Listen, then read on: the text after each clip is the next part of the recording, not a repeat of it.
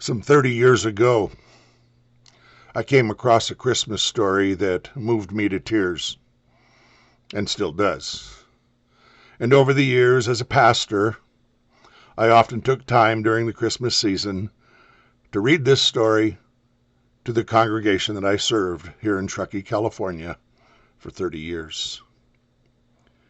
I'd like to share it with you and ask you to listen to it with your ears and with your heart, and perhaps maybe it will bring you to the place that the young boy in this story came to, that he found that the greatest joys of life come from giving, not getting. It's called A Christmas Story. Papa never had much compassion for the lazy, or for those who squandered their money and then never had enough for necessities. But for those who were truly in need, his heart was as big as all outdoors. It was from him that I learned the greatest joys in life come from giving, not getting. It was Christmas Eve, 1881. I was 15 years old and feeling like the world had caved in on me because there hadn't been enough money to buy me the rifle that I wanted so badly for Christmas that year. For some reason, we did the chores early that night, and I figured Papa just wanted a little extra time so we could read the Christmas story from the Gospel of Luke. So after supper, I took off my boots, stretched out in front of the fireplace, and waited for Papa to get down the old family Bible from the mantel. I was feeling sorry for myself. And to be honest, I wasn't in much of a mood for Bible reading. But Papa didn't get the Bible down. Instead, he bundled up and went outside. I couldn't figure out why, because we had already done the chores. I didn't worry about it for long, though. I was too busy wallowing in self-pity. Soon, Papa came back in. It was a bitter cold night outside. There was ice in Papa's beard. Papa looked at me and says, "Come with me, Matt, and bundle up good. It's cold outside tonight." Then I was really upset. Not only wasn't I getting the rifle I wanted for Christmas, now Papa was dragging me out in the cold, and for no earthly reason at all, as far as I could see. The chores were done. What else could there be to do, especially on a night like this? But I knew Papa wasn't a very patient man when one dragged one's feet after being told to do something.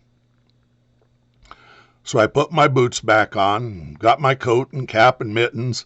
Mama gave me a mysterious smile as I opened the door to leave the house. Something was up, but I didn't know what. Outside, I became even more dismayed. There in front of the house was our team of workhorses hitched to the big sled. Whatever it was we were going to do wasn't going to be a quick job because we never hitched up the big sled unless we were going to do a big job.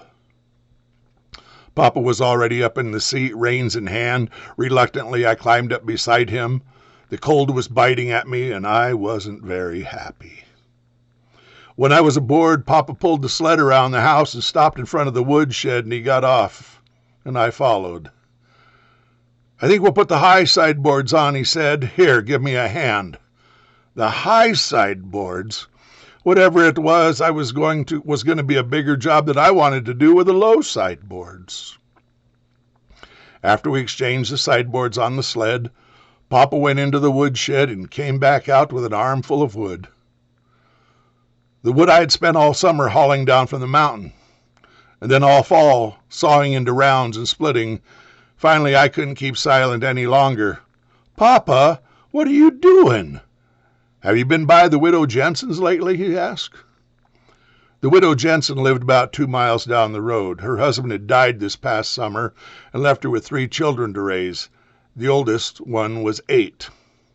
I'd been by their house. "So what?" "Yeah," I said. "Why?" "I rode by there today," Papa said. "Little Jakey was out digging around the wood pile trying to find a few chips to burn." "They're out of wood, Matt." That was all he said. Then he turned and went back into the shed for another armload of wood. This time I followed. We loaded the sled up so high I began to wonder if the horses would be able to pull it. Finally, Papa called a halt to our loading. Then we went into the smokehouse, and Papa took down a big ham and a side of bacon. He handed them to me and told me to put them in the sled, then wait for him. When he returned, he was carrying a sack full of flour over his shoulder and a smaller sack of something in his left hand. "What's in the sack?" I asked. "Shoes," Papa said. "Those kids have no shoes. Little Jakey had gunny sacks wrapped around his feet when he was out at that woodpile this morning. I got them some candy, too. It's just not Christmas without some candy." We rode the 2 miles to the Jensens in silence. I was trying to think through what Papa was doing. We didn't have much by worldly standards. Of course, we did have a big wood pile, though most of what was left was in the form of logs, meaning I would have to do some more sawing and chopping before we could use it. We also had plenty of meat and flour, but I knew we didn't have any money to spare. So why was Papa buying them shoes and candy? Really, why was he doing any of this at all? The Jensens had closer neighbors than us. Her family shouldn't have been our concern. We came in from the blind side of the Jensen house and unloaded the wood as quietly as possible. And then we went to the front door with the meat and the flour and the shoes in hand, and Papa knocked. The door opened just a crack, and a timid voice said, "Who is it?" "Lucas Miles, ma'am, and my son Matt. Could we come in a bit?" Then Mrs. Jensen opened the door and let us in. She had a blanket wrapped around her shoulders. Her children were wrapped in another, huddled in front of a fireplace by a very small fire that hardly gave off any heat at all. She then fumbled with a match and lit an oil lamp. "We brought you a few things, ma'am," Papa said as he set down the sack of flour, put the meat on the table. Then Papa handed her a sack that had the shoes in it. She opened it slowly and took the new shoes out, one pair at a time. There was a pair for her, a pair for each of her children. Sturdy shoes they were. They were the best shoes that would last. I watched as she bit her lower lip to keep it from trembling. And then tears filled her eyes and started running down her cheeks. She looked up at Papa like she wanted to say something, but no words would come out of her mouth. "We brought you a load of wood, too, ma'am," Papa said as he turned to me, saying, "Matt, go out and bring enough in to make 'em last a while, and let's get that fire over there going. Let's warm this place up." I wasn't the same person when I went back out to bring in the wood. I had a lump in my throat as big as Texas, and as much as I hate to admit it, there were tears in my eyes, too. All I could see in my mind was those 3 kids huddled around that fire, their mother standing with tears running down her cheeks, her heart so full that she couldn't even speak. My heart swelled within me, and a joy filled my soul like I had never known before. I had given gifts at Christmas, but never had I seen a gift make so much difference. I could see that our gift was saving the lives of this family. Soon the fire was blazing and everyone's spirits were soaring. The kids started giggling when Papa handed them each a piece of hard candy. Their mother looked on with a smile of the kind that probably hadn't crossed her face in a long time. She finally turned to us and said, "God bless you. I know the Lord himself has sent you.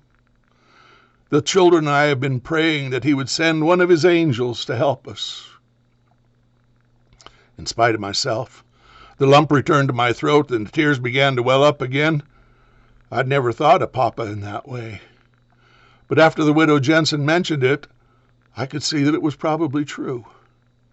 I was sure that there was not a better man on the face of the earth. I remembered all the times that he had gone out of his way for Mama, for me, for others. I thought of all the times that his needs came last, and the list seemed endless when I thought on it. Papa insisted that everyone try on the shoes before we left. And to my amazement, they all fit. I wondered how he had known what sizes to get. Then I figured it out. If he was on an errand for the Lord, wouldn't the Lord make sure that he got the right sizes? As we got ready to leave, tears began streaming down Mrs. Jensen's face again. Papa took each one of the kids in his big arms and gave them a giant bear hug. They clung to him, not wanting to let go. I could see how much they missed their papa, and it made me more thankful for mine. At the door, Papa turned to Mrs. Jensen and said, "The missus wanted me to invite you and the children over for Christmas dinner tomorrow.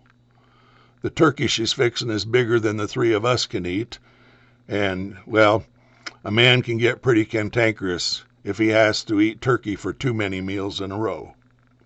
We'll be by to pick you up about 11. It'll be nice to have some little ones around. Matt here hasn't been little for quite a spell now."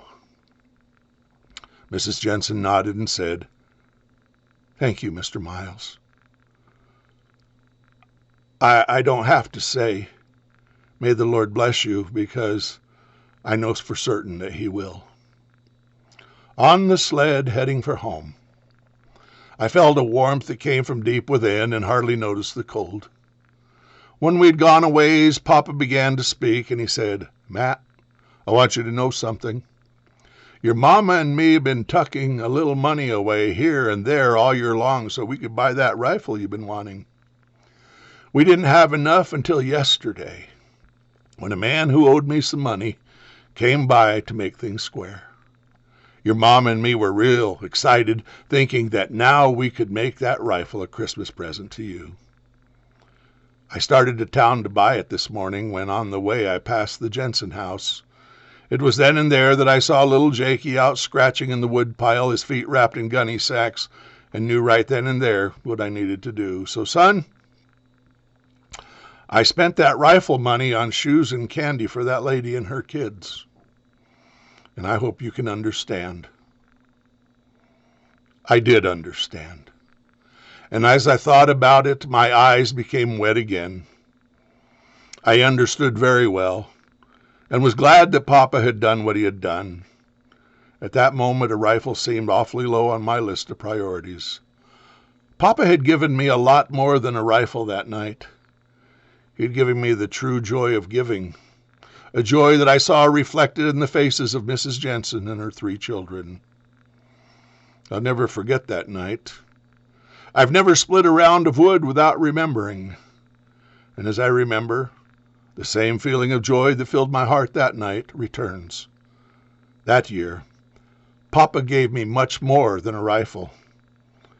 He gave me the best Christmas of my life. And right now, I'd like to wish you and yours a very Merry Christmas.